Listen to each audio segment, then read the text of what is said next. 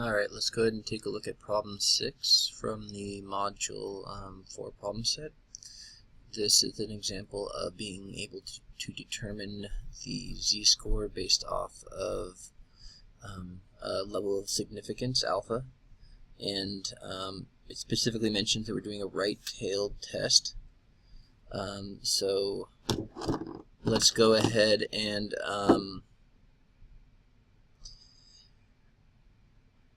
use, well, they mention using the tables. We don't have to use the tables, but I'll go ahead and show you using the table first, and I'll also show you how to use technology using StatCrunch.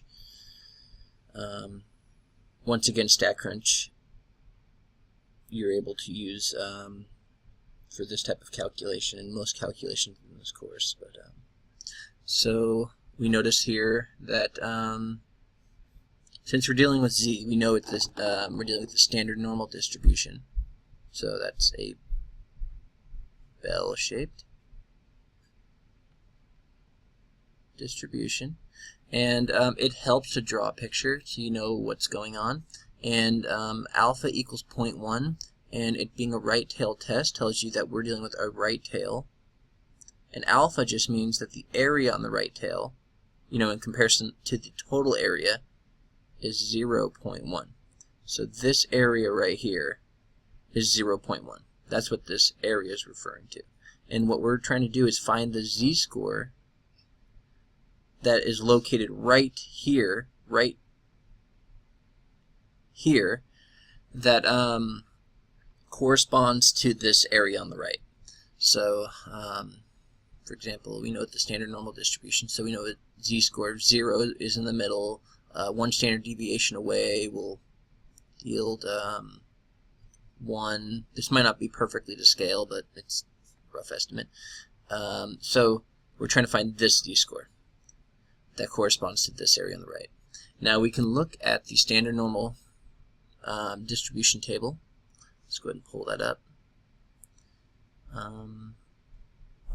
think we'll probably want page 2, I'm guessing. I think page 1 is the negative z-table when we're dealing with negative z-scores, but since we know that we're up here on the right here, we know that we're going to be dealing with positive z-scores, so it only makes sense.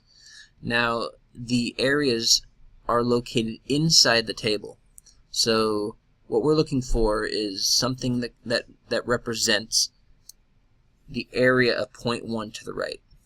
But just to let you know, the reason you're seeing such large areas, like this is 0.7673, what that actually represents is everything in here is area to the left. So in the table, I'll just call it z-table. It's also known as a z-table. Areas in table are to the left.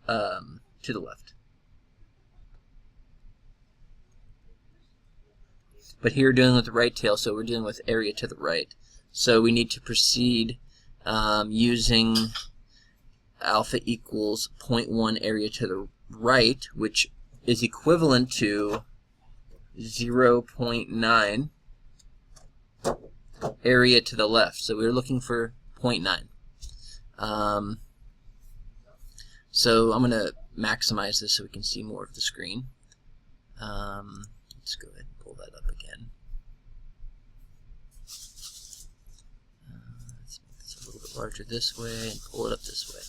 Alright, so now we can see that we have a 0.9 right here.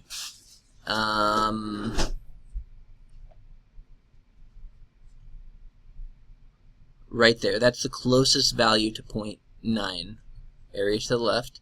And so we figure out what the intersection that gives us that area to the left, and that will give us our z-score. And we'll notice that 1.2, and then is the row, and then the column is 0.08. So our z-score is 1.2. Wait, did I say that right?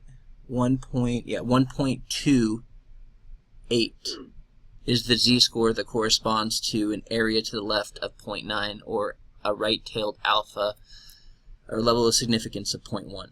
So using a table like that, we can determine the z-score of 1.28. We can also use the z-table to I'm going to actually do a similar exercise because I want to show you how to use StatCrunch to find this, because it's nice to know how to use StatCrunch. So what you can do is use StatCrunch. Come on, load. So StatCrunch is loading right now, and you go to Calculator under Stat and down to Normal. So this is the normal calculator. It calculates probabilities based upon having a normal distribution, and we know that we have a mean of 0. Whoa. A mean of 0 and a standard deviation 1, because we're dealing with the standard normal distribution, and we want the area to the right. And we can actually tell StatCrunch that we want the area to the right, so we don't only have to do less than or equal to, but we can go direct to area to the right. And remember, area under the normal curve, or Really good.